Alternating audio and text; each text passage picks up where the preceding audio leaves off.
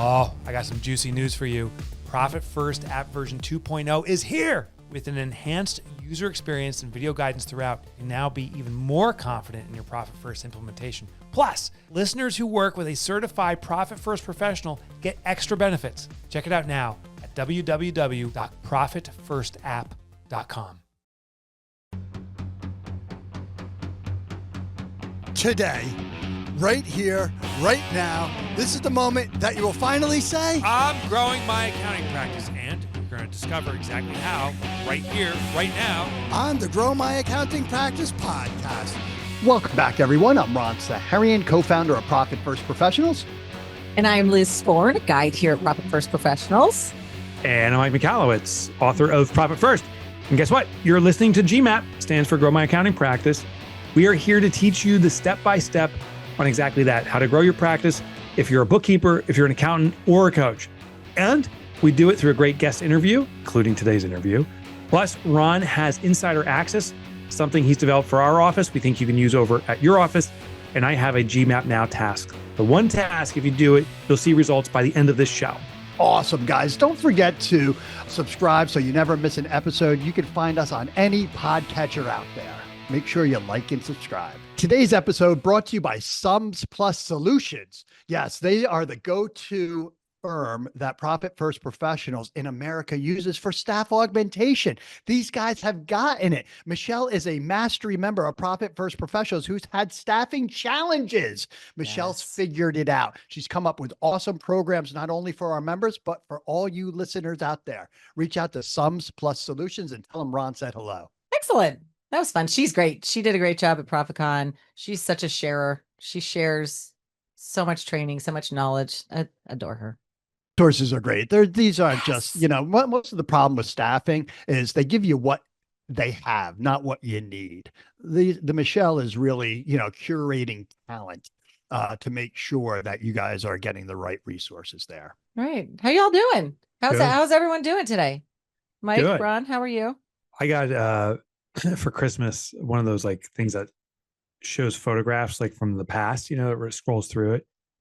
And just came up was I toured FreshBooks, which I actually don't know if the accounting system's still around. I'm sure it is, but this is back 12 years ago is at least the date is showed, back in 2013. And I remember the founder, I think his name's also Michael, giving insights on what keeps people engaged and what serves them best through technology. And it's interesting as I'm kind of rehashing that discussion in our mind. It's the stuff we used to develop the Profit First app. That was cool. It's interesting how little pieces of or experiences from the past may sit dormant for a period of time and then get deployed. Pretty cool. Yeah, that's cool. That's funny that's what comes up, not like pictures of your kids, not the puppy, not vacations, FreshBooks. Yeah, right now just came up ProfitCon 2024 in the UK. Oh, It was listening. It was listening to you. It's just interesting how it's just scrolling through just random pictures. It's funny. Where you and I look like we're teenagers. Right. Well, you weren't in the UK there, but yeah, exactly. I know. I think we should get into the meat and potatoes today. I think we're going to have an interesting conversation around the Profit First journey and achieving profit freedom. Our guest today is Wayne Foreman. Wayne is the founder and CEO of the Forward Companies, an industry leader revolutionizing construction supply through e-commerce ventures like CDF and Fast Partitions. Since it was founded back in 2011, the company's grown from a 2-person startup to over 150 employees, and it's earned honors such as the 2024 Ernst & Young Southeast Entrepreneur of the Year, amongst others. Through the Forward Foundation, Wayne integrates faith-based philanthropy in his mission, supporting causes from homelessness to disaster relief. Wayne, it's a joy to have you here on the show. Oh, thank you. I appreciate it. Amazing. Right. I'm excited to be here. I'm curious, while this may not be the essence of our conversation around the Profit First journey, the fact you went from a 2-person startup to 150 employees, I only assume you had to gain a lot of experience on that path. I'm curious, what have you learned? And I'm sure you can speak for hours on that. Yeah. And how have you changed in that journey? Oh my gosh, man! I tell you what, it has been a journey. I started the business when I was 42 years old. Yeah, so I'm 56 now. So, Yeah. and I tell a lot of people because it was such a journey. It's such a transformation, and even who I was. I changed as a leader. I've changed on how I handle and manage money. Because most small businesses don't know how to manage their money, right? But Right. as you grow and as you do, you learn, and you either learn or you go out of business for the most part. And so, I've learned how to do that. We just went through. When you're managing a company of two, I've managed bigger companies. I managed companies that had 50, 60 employees, but the company that I run now, it's the largest company I've ever worked for. Other Mm, than when I was in high school, I worked for FedEx at nighttime, and okay. but That's I a big didn't one. manage anybody then. I was just one of the workers at that point. So, Yeah. but it's been a fun journey. I've grown quite a bit in a lot of different aspects. Now, were you Nice. growing through acquisition or organic? So it's been, I'd say it's been almost 100% organic. So when I started CDF in 2011, like I said, it was me and one other employee. And as we started and going, we got online. I started selling online really within the first 2 years. And we just happened to be the pioneer in our industry to do it. There's other people that talked about doing doors, frames, and hardware. CDF was my first company. And we started selling online. And my very first website was a landing page. So it's you click on it and it's one page. You can't click anywhere else. It's got a phone number and a picture of a door. But people called. The guy that I had Yep. working with me knew how to do SEO, and so we just started getting sales. People calling, they start buying, and all the money that came in, I just reinvested back into the business. I just continue to do it, and I continue to do that to this day. We continue to invest in it. Now we've got an interactive website where you can get on the door side and you can start making your selections. And so as you're starting to make your selections through our Pro Builder, it actually builds the door You right in deliver front of in you. New Jersey? We Yeah, deliver really. all over the U.S. We actually do. Eh, I do international as well. So we are all over the country. All We do. right. wow. But you can build your door, your frame, hardware, and so when you're done, you see the exact image of what you want, and where you can get an instant quote. You can save it to my account. You can buy it instantly. You can pick your ship date. Nobody else in the industry can still do that yet. We're the only ones that can do that. So, Well played. so I'm a little scared. Okay. I know Okay. you're profit first, and I know, Yeah. I, It's I want really to hear your impressive. profit first journey, but something you said, plowing all the money back into the business. Are you not running Yeah. profit first in your business? What's going on? When you say Well, that? let's put it this way. Okay.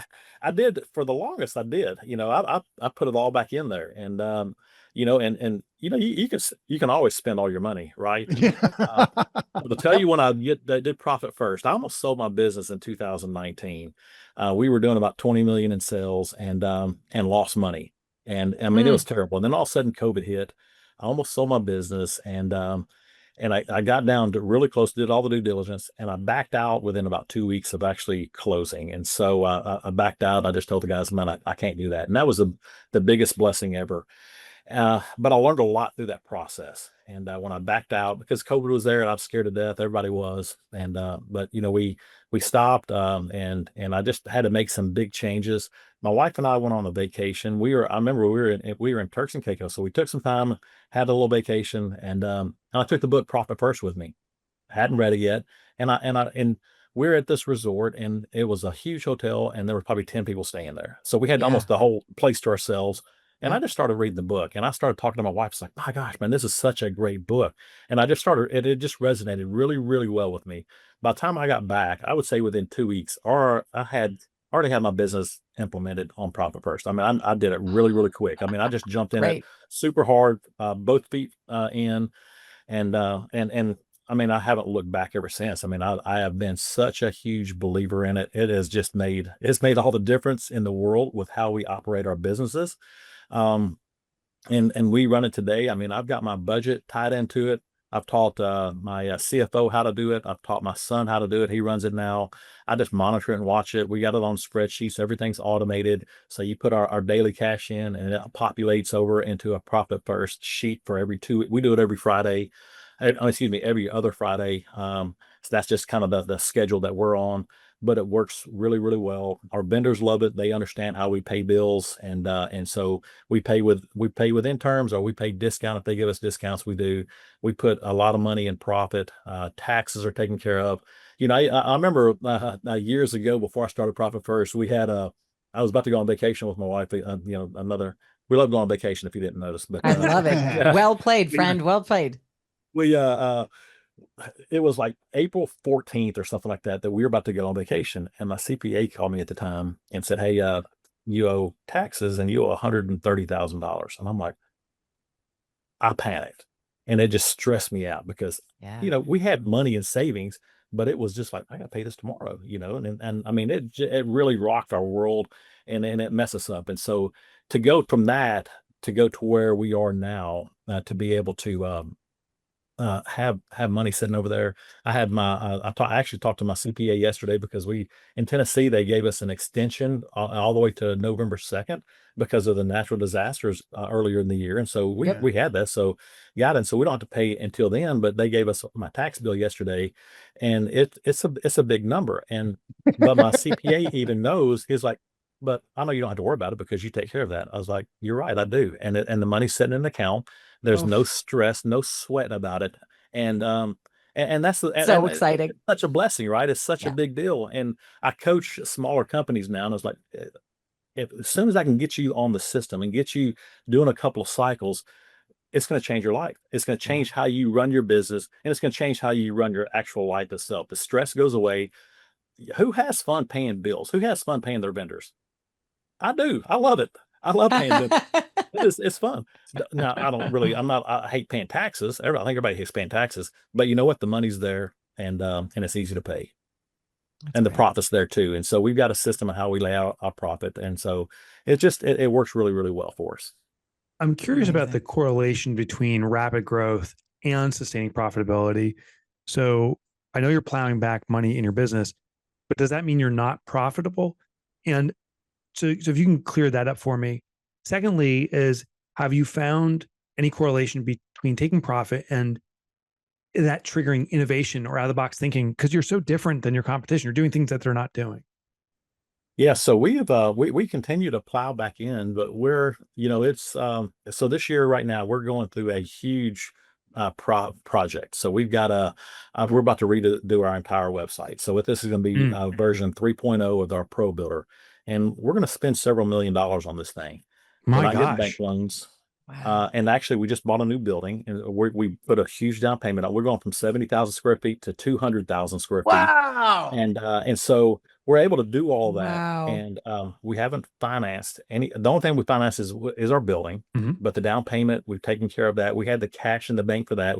We have paid for our website as we're going throughout this year, and we're at the same time we're still putting money into our profit account because we've fine-tuned our system so well, and we've been able to do it. And it's just not like finding money. Now we're just going through, we're looking at every single item throughout our whole system, and looking at all the because it's not just the bank account part of it. When most people think of it, and you guys know this just as well as anything because you teach it, is it's not just the banking part of it. It goes through the whole process of looking through your bank statements and looking through every single expense and getting those little ones out, because you save a $15 here, a $50 there, all that adds up into Yeah. big money over years and time. And so we've been able to do that. And so we're able to plow back and put money back into the business and grow it, because we don't want anybody to, we always feel like it's kind of a living organism kind of thing. And so we Cool. put lots of money back in our business, but we're able to still put lots of money over into our profit account. I mean, and big money over into there. I mean, it, it's sometimes I have to have people tell me it's just hard to explain how we're able to do all of this and still put money in the profit. I was like, well, if we can't put money in the profit, we're not going to do that. Oh, So profit There comes you go. first. amen, brother. Yeah. Amen. So, what would you say to the listeners who don't think Profit First is for a manufacturing company or a larger company? I mean, I think profit first is for any kind of company. Again, that goes back to just, what's important to you, right? Do you want to grow? Do you want to be slave to your business? Because that's what I was for years. I mean, I would work super, super hard. And I've seen so many people do it. I saw my dad do it growing up, and I worked for him for a while. And I've seen different people do it where they are just working 60, 70, 80 hours, and they can't get ahead. And it's not that don't have a good idea, or they're not making money, or they're building a product, but it shows you it shows you a couple things. Number one, it shows you are you really profitable? Mm. You know, do you need to go up on your pricing?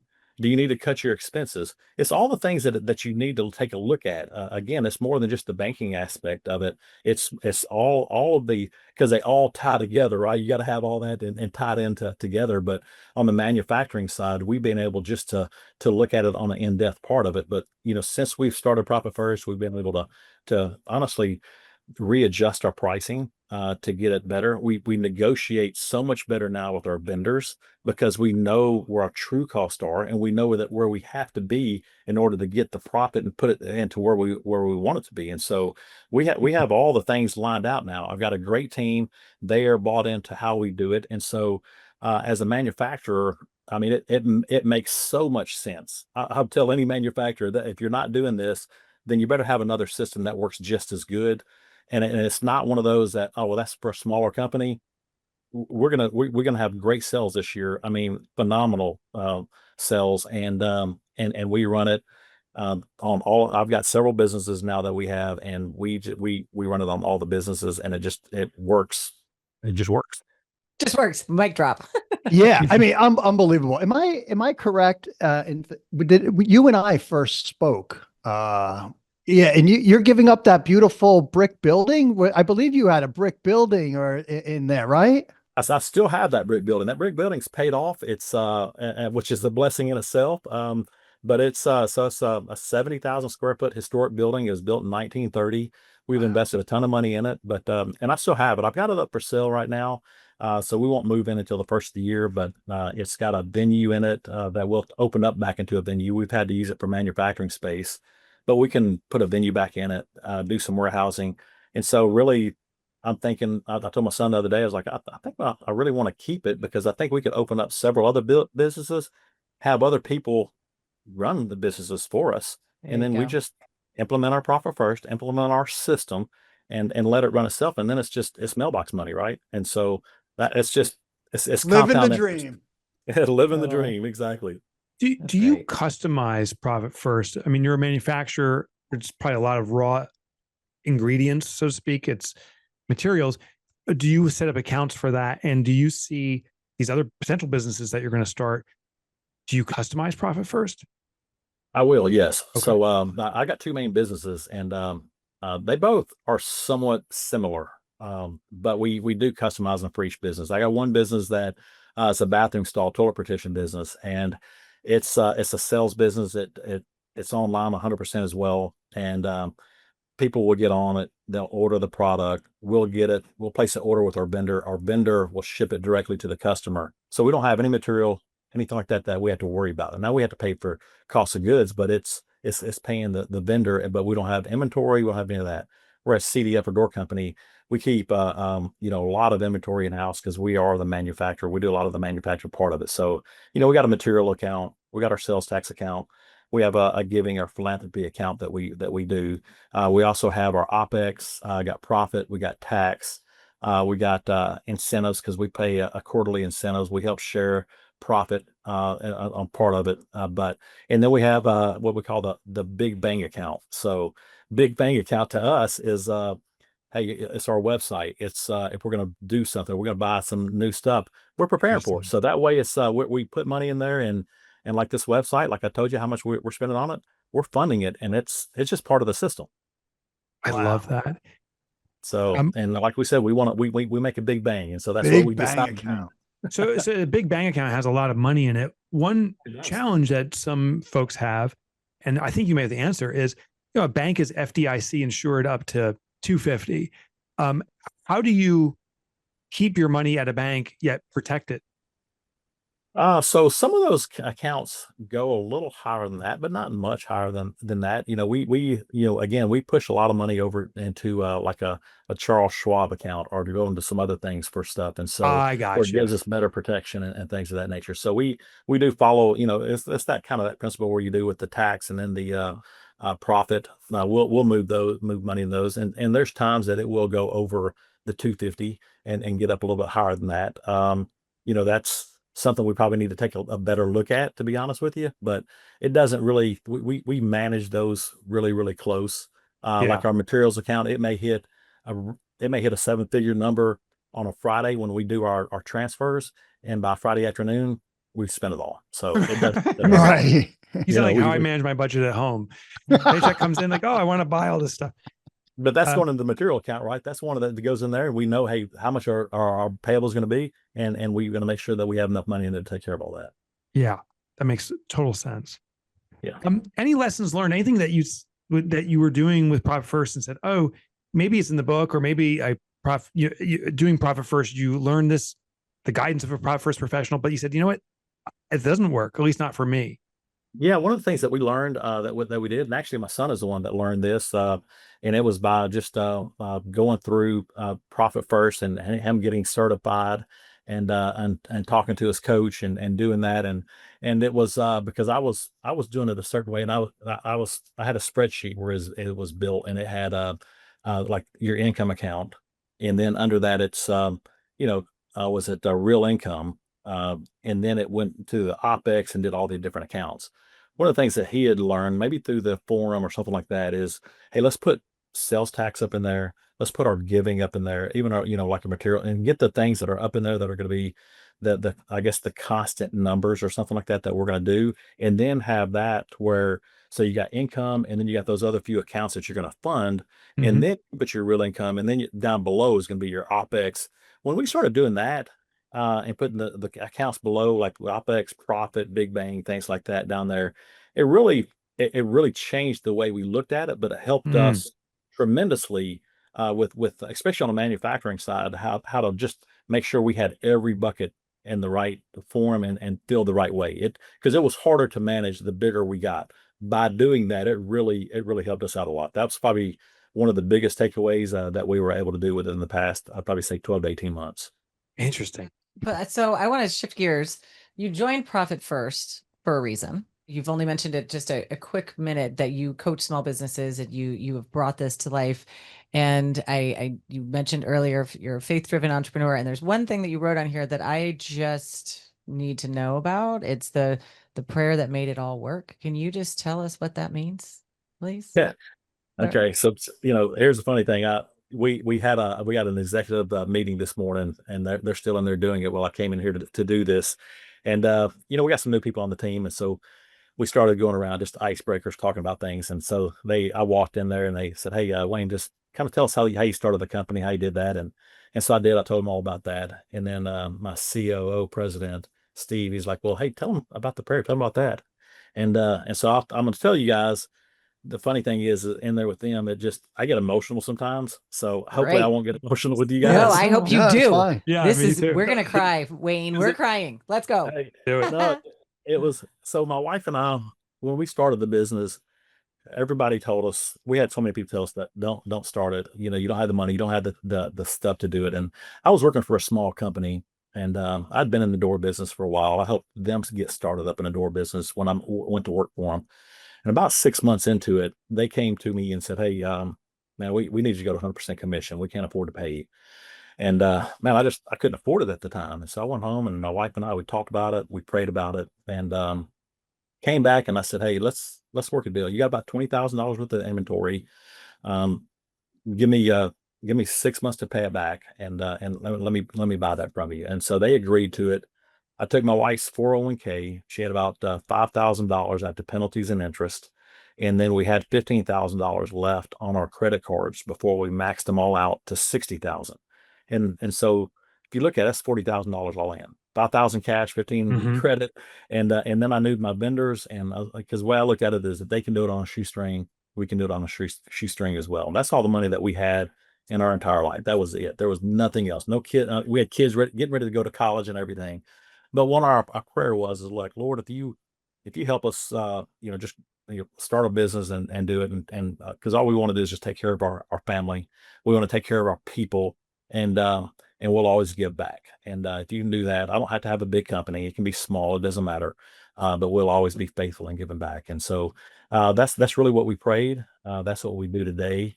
And since 2011, we have been able to give over $4 million. Since 2011 to ministries and to homeless shelters and to different things. And today I'm on the board of directors of a few different nonprofits. and I help them. I'm actually taking one of them, one of the nonprofits right now, and I'm probably going to do another one through Profit First, and help them with how they do it, which is not, it's purpose first. So we're going to help them with that, and I'm excited. They're excited, but they need the help, and I know it, and I can see it when they brought me on. Of like, yeah, because I'm over the head of the finance committee, and it's like, yeah, we got to fix this, and so I know exactly what to do to fix it, and so it's been a big blessing. But we've been able to do it. We give a percentage of top line sales or net income, whichever is greater. Nowadays, it's we have a percentage that we don't even go by that, because we just give a little bit more. And the way we look at it, you can't outgive God, and our company believes it. Our people do it. They come to work for us, and we have a great culture. We have a great team. And that's actually me and a partner, or he's my president, COO. He and I have a podcast together. He's helping me over the past 4 years. He's helped me really run the business, and just a great dynamic guy. And he's been a huge blessing. But he and I do one called 3PX, which stands for People, Profit, and Process, and then the X stands for experience, user experience, and customer experience. So it's amazing. Wow, Patrick, that is question, awesome. Wayne. You got to do one do-over. Anything you do over in the business? Oh, wow.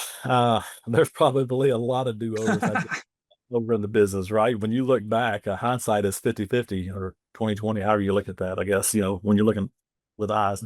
It's just, I would have started Profit First if I'd have known about it from day one, because it just made all the difference in the world for our business, because we were making money. I mean, especially in the early years, once we started online and going, before, when I got to that point where we were getting ready to sell, we did a lot of sales and we were losing money. I'd have never gotten to that point, I feel like, if I'd have had Profit First implemented. Because I see people now that I help some smaller businesses around here, because a lot of people have great ideas and they got a great little business, but they don't know how to manage it, because manage their money. The schools don't teach you how to really manage your money. They don't even teach you how to manage a checkbook part of the time. And so to be able to get this and to understand it, and it's such a good book that you wrote, and how it just implements. Like I said, when I read it, it hit me square in the face, and was like, yeah, I get that 100%, and I'm going to do that. I'm going to make it work. And now that I teach people, and to see the light bulb go off in their eyes, and to see the excitement and the joy that they have, and the financial freedom that they have, it's that's what it's all about. I mean, I still haven't charged anybody yet for it, because it's just the way it's coming back, because I want to help. Most of them, that they're struggling, and so it's like, hey, listen, just let's be friends, and I'll help you with it. And at some point down the road, if you want to do something, that's perfectly fine. But I'd love to help you, because I've got a great team that runs my businesses for me now, and I've got a lot of freedom and flexibility, and I can do a lot of different things to help people too. So that's part of us giving back. Right on, man. That's amazing. That was great. Yeah. I want to be Wayne. Me too. That's what I was going to say. I want to be Wayne. Oh, I don't know about that. No, we had a good time. My wife is, she's been a big part of it too. She's, she doesn't work in the businesses, but in the early days she helped out. But she's definitely been my rock and my back and all that. She's always tell everybody she was my financier. Her $5,000 401k helped get the thing kicked off and going. You're sugar mama. Sugar exactly. Mama. That's what I want to tell her. That's She's my sugar mama. That's amazing. All right. Well, thank you so much. Yeah, this was great. Wayne, how can people reach out to you? How can they find you? How can they get free coaching? How can free coaching? I don't know about coaching? that. It's a 3PX coaching. That's our podcast. They can reach out to us to that. They can listen to it.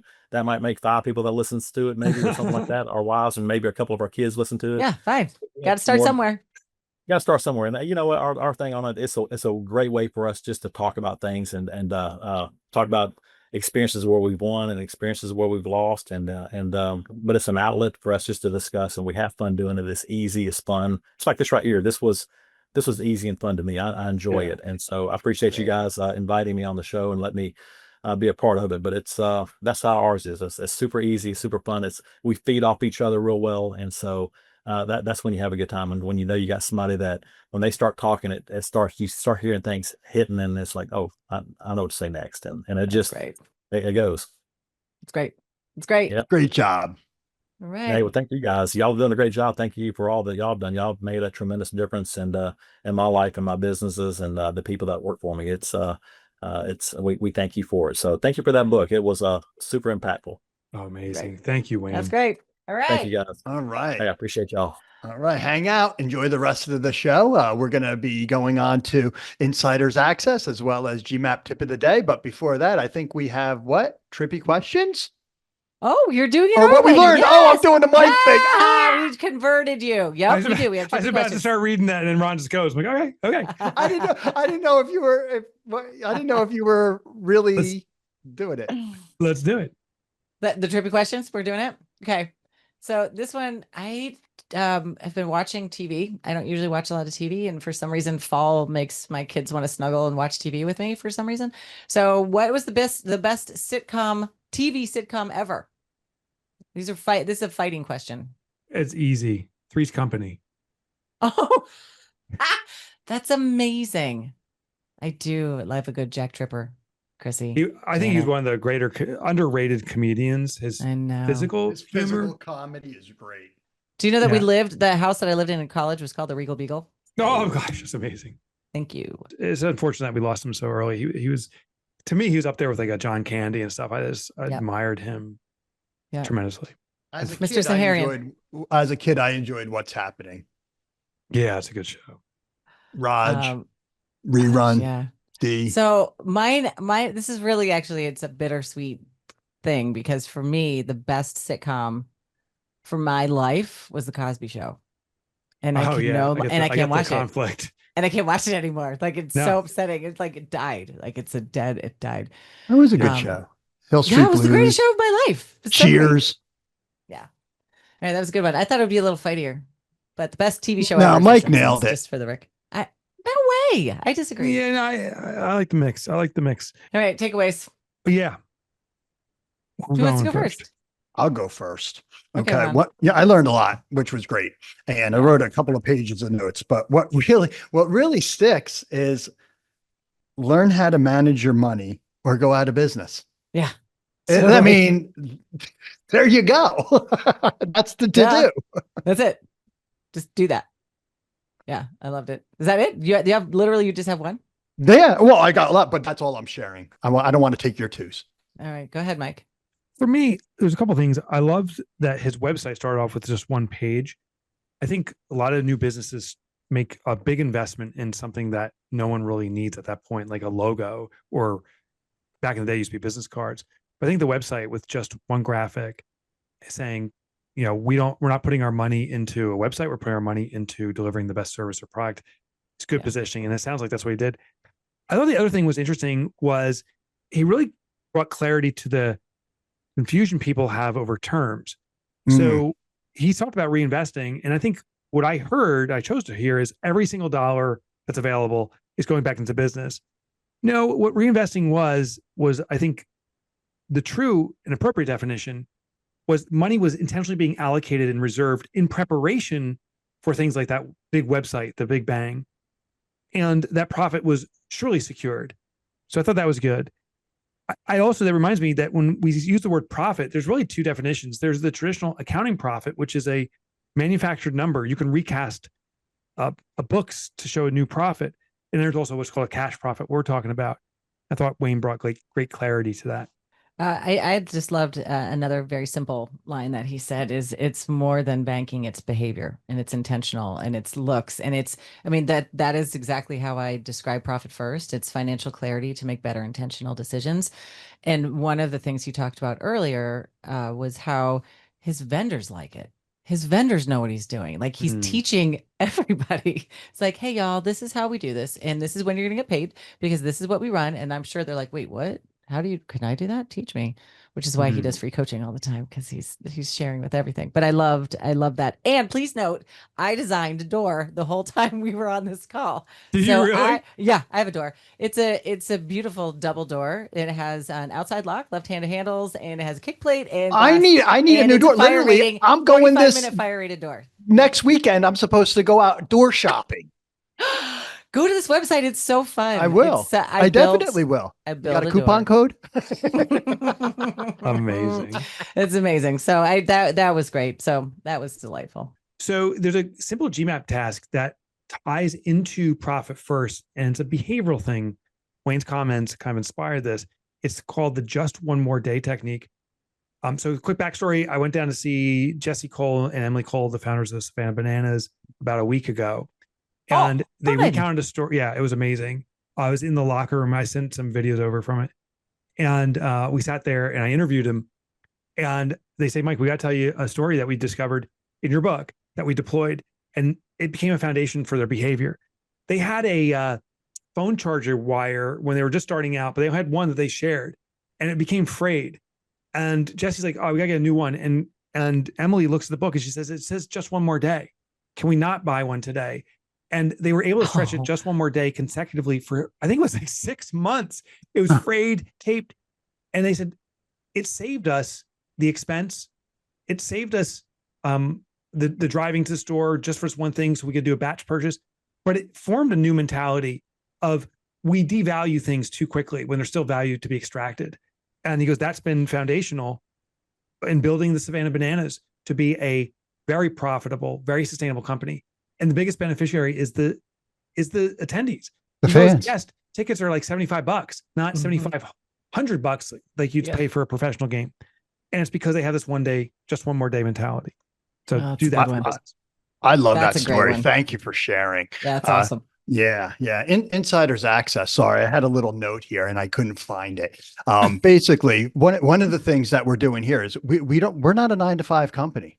We don't subscribe to 9 to 5. No one's getting docked if they're 15 minutes late. No one's getting penalized if they have to go to their kid, take their kid to, doctors, right? So this is the environment of attraction where, we're all adults here. And if you're hiring properly, you don't need to keep people chained at their desk 9 to 5. No, let professionals do professional work. Be open to allowing everybody to have the freedom called family. Go see their family, run a family first environment. No employee will ever miss anything important within their family at this organization. You can do it too. Love it. Thank you, Ron. That was Boom. great. I just did a bomb drop. You couldn't hear it, but I did it. All right. Awesome, guys. Wayne, thank you so much for sharing. Mike, Liz, awesome job. Listeners, thank you so much. Don't forget to review and subscribe to the Grow My Accounting Practice podcast. And if you'd like to know a little bit more about how you too can become as cool as Wayne, or as we said, be Wayne when you grow up, why don't you head to profitfirstprofessionals.com and click on the Become a Profit First Professional button. You'll have a conversation with Ron and he'll give you a little bit more of an insider's access about what it means to be a member and how you can also change your clients' lives and make them more profitable and make you more valuable. So profitfirstprofessionals.com, y'all. Have a great day, everyone.